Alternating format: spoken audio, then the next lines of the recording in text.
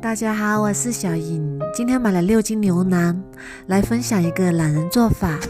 首先把牛腩放入大盆里，然后倒入清水，清洗干净，然后浸泡1个小时以上，去除血水。再来准备1大块生姜，切成厚片，尽量切得厚一点。再准备2根大葱，切成小段，切好之后装入碗中备用。再来准备香料，1把干辣椒，4个八角，2片香叶，1块桂皮，放一旁备用。再来调一个料汁，4勺生抽，3勺老抽，3勺料酒，2勺腐乳汁，1大勺芝麻酱，1勺白糖，然后搅拌均匀，放一旁备用。再把泡好的牛肉清洗干净，控干水分，放入大一点的锅里。再加1个葱节、姜片，1勺料酒去腥，然后倒入凉水没过牛肉。大火烧开之后，把血沫捞出来不要。捞干净之后，再煮10分钟左右，然后一块一块把它捞出来，放入清水里。再把表面的血沫清洗干净。清洗干净之后，控干水分，再把它切成小块。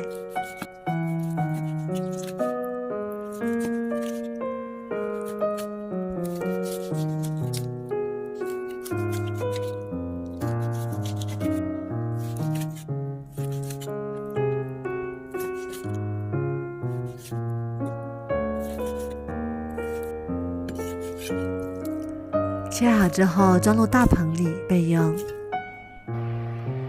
热锅放油，油温烧至5成热，再把葱姜加进来，香料也加进来，然后转小火炒出香味。炒香之后，再把切好的牛肉也加进来翻炒，再炒5分钟左右，炒干水分。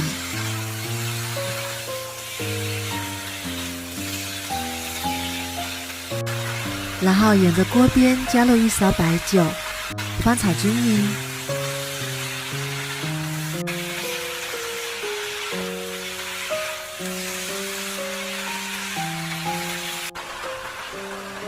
再把调好的料汁全部加进来，翻炒2分钟，炒至牛肉上色。